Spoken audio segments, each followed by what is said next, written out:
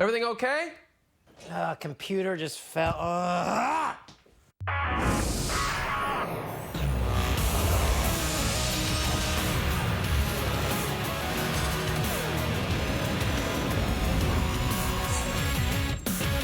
After waiting more than 10 weeks, some players in the nation's capital were able to get back on the ice Thursday as a private skating rink in the east end of Ottawa became the first one to open in the city. Under strict social distancing guidelines, 4 players and 1 instructor were allowed on the ice at a time. Claude Giroux of Hearst, Ontario, one of the handful of pro players to get back on the ice on Thursday. I think it's the only rink available here in Ottawa, and when I got the call that we're good to go and we can get on the ice to kind of start skating, you just want to go out there and see how you feel.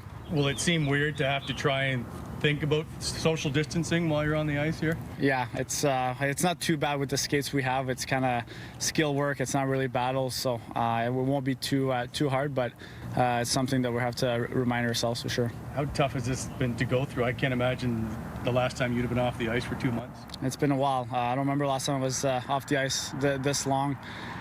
Spending a lot of time at home with my wife and my 8 months baby. So we're having a good time together, and the weather's helping right now too. We have a few rules to follow while we're in there, so we're going to follow them and just be back on the ice would be great.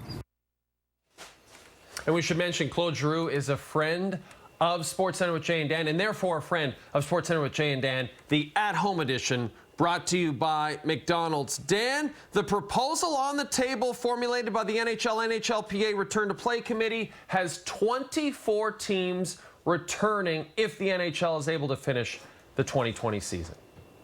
And I wonder if we do return to play, if we're going to have a lot of players entering the arena like we saw Claude Giroux in gear that you put on at home, or maybe you put it on in your hotel room. So maybe it's almost like a return to your minor hockey days when you put everything on, even including your skates at home with skate guards. Let's get more info on this potential 24 teams returning after the break from the insiders.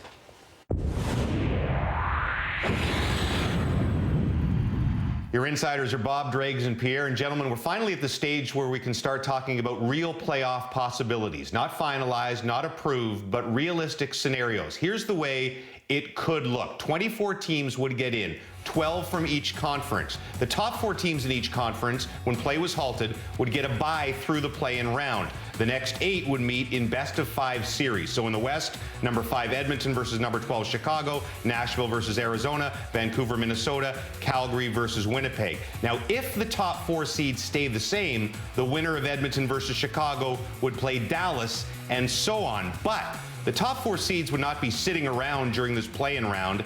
They would play their own round robin. What's yet to be determined is whether or not the seeding could change based on those games. Over to the East, it would be Pittsburgh versus Montreal, Carolina Rangers, Islanders Florida, and Toronto versus Columbus. So again, if the top 4 seeds don't change, then Pittsburgh Montreal winner would play Philadelphia, the Toronto Columbus winner would play Boston, and so on in a best-of-7 first-round playoff series.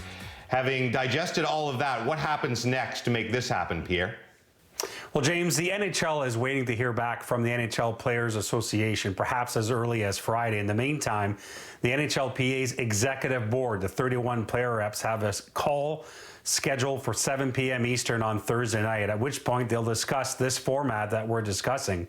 Now, whether or not it leads to an actual vote on that call, or whether it leads to a vote throughout the weekend, or if it goes to a player-wide vote across the league, those are all options on the table, as is the players coming back with tweaks of their own to the National Hockey League, which obviously would further extend this process. But if and when there is an agreement on a format, and we're obviously inching closer here, the National Hockey League is going to want to get that out there. They will want to make an announcement once it's official, even though there are all kinds of other issues that haven't been figured out.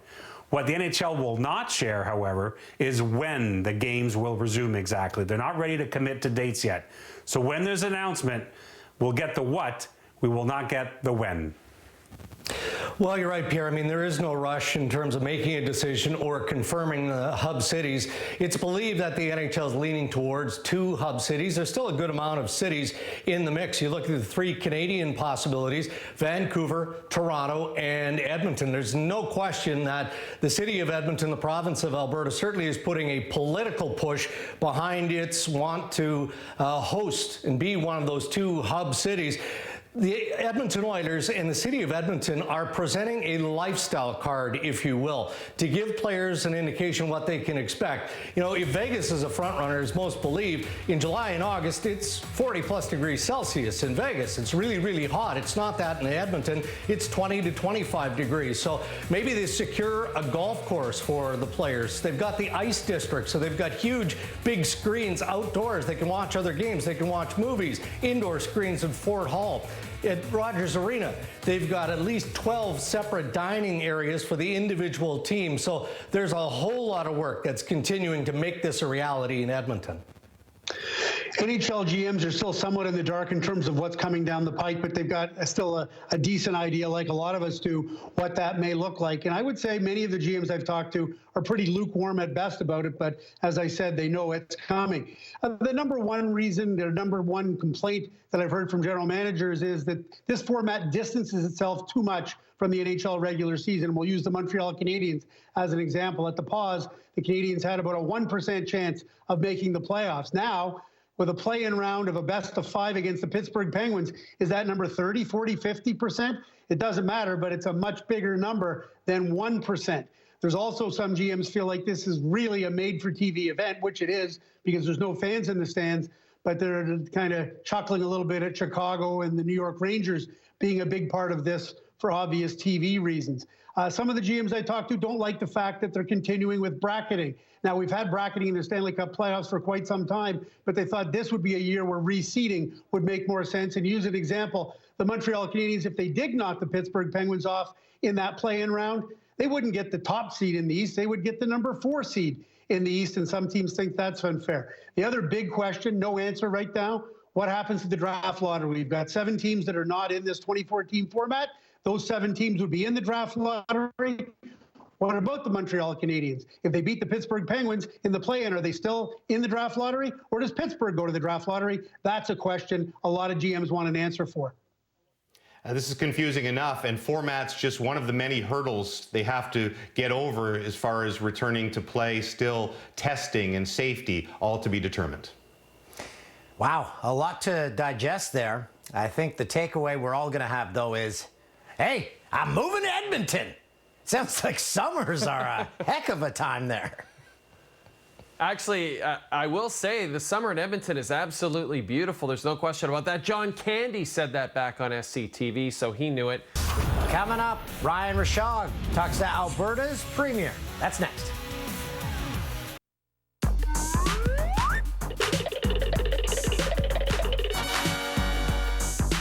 You're watching Jay and Dan at home. Dan, the Xfinity race, the very first one since March, was supposed to go Tuesday. Little rain happened, and instead you got a little Thursday afternoon racing. I know. This is great when you have afternoon sports after having no live sports for so long. And I have an actual highlight pack. I haven't done NASCAR or Xfinity highlights in forever. The race originally slated for Tuesday was delayed again Thursday over 4 hours due to lightning and rain. It's Xfinity from Darlington. Kyle Busch going for his 97th career win in the Xfinity Series takes stage 2. His first stage win of the year and 16th of his career. While Noah Gragson won the opening stage, finishes 3rd. Busch was caught speeding on pit road and started from the rear on the restart. 19 laps to go. A battle between Chase Briscoe and Justin Allgaier.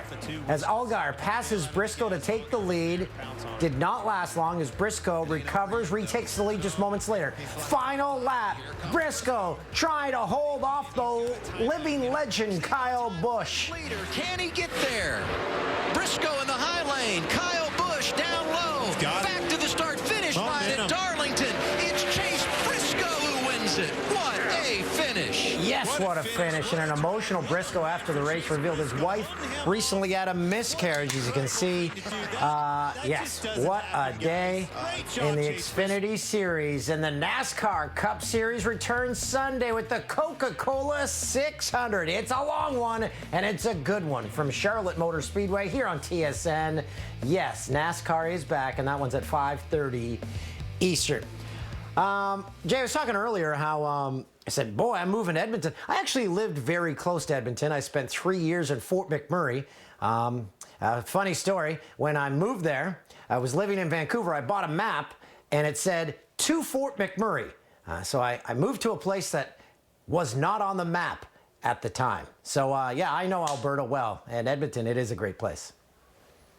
And they want to host NHL games, Stan, and Jason Kenney sat down with our Ryan Rishaug, the Alberta Premier, making his pitch.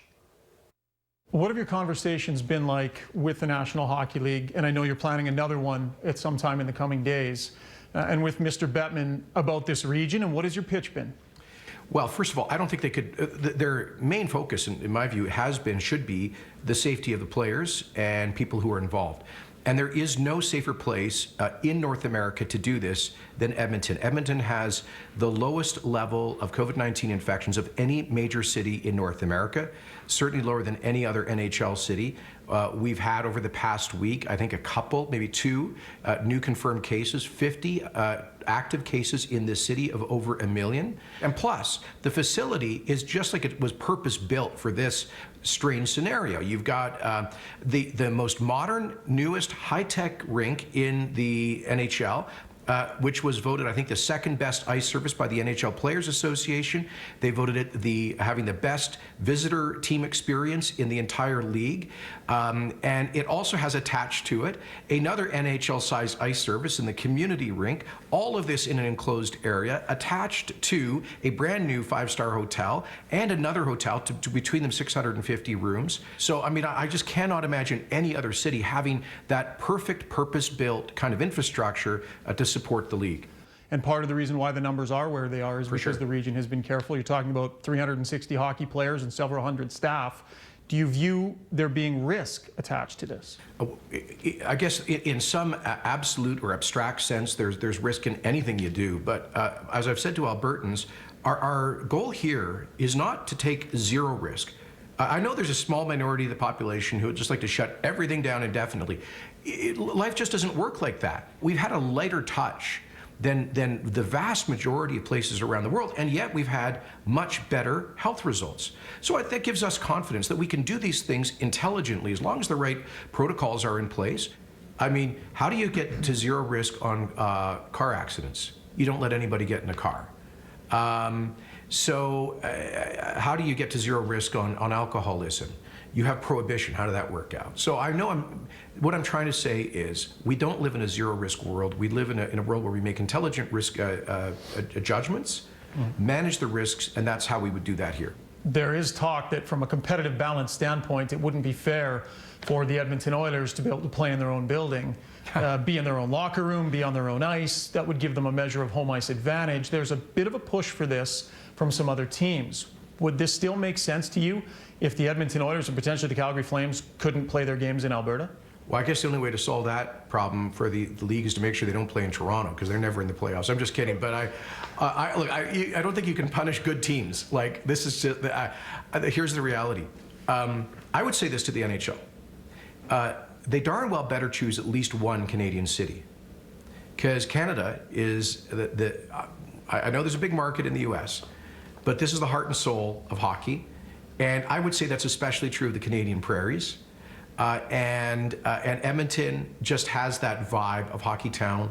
And I just think it would be a wonderful recognition of this tough, hardworking northern city that has done so much for the league, so much for the sport of hockey, to recognize that.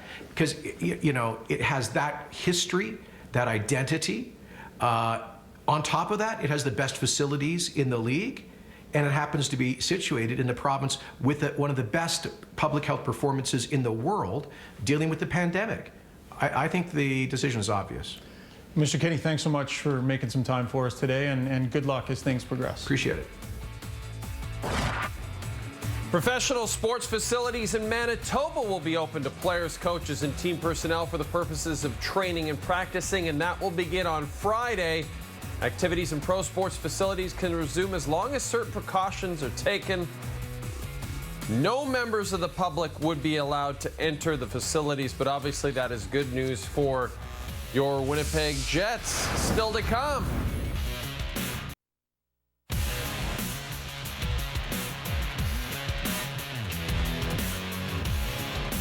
Time now for Who Delivered, presented by McDelivery. May 21st, 1979, Ken Dryden played the final game of his NHL career.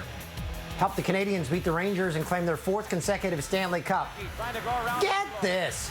Dryden retired winning 6 cups in only 8 career seasons. Ken Dryden definitely delivered. Yeah. Amazing, amazing player and amazing writer. A lot of amazing things. Dan, you're an amazing guy, but you really had some struggles on Tuesday's show, and I know a lot of viewers are concerned. Let's have a look. Okay. I just got moisturizer in my eye. Oh, that was the most painful thing I've ever experienced in my life. And that, of course, leads us to our brand new segment here on Jay and Dan at Home.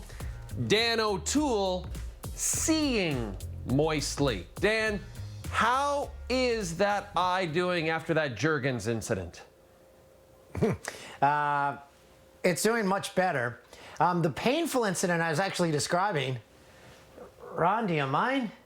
Was an incident that happened on one of our cross-Canada tours when I put some solution to clean my eyes into my eyeball, and it felt like battery acid. So I just kind of don't have very much luck with products going into my eyes in the taping or in the lead up to these shows, whether at home or on the road. Maybe you need safety goggles, Dan. That leads us to our very popular You Blew It segment, where we point out our errors. Dan, did we mess anything up? I feel like we were flawless. I messed up one of the Xfinity racers' names, but I'd never heard of them in my life, so. And that's saying something because you're a hardcore racing fan. So as far as I'm concerned, that guy isn't a real racer. That's right.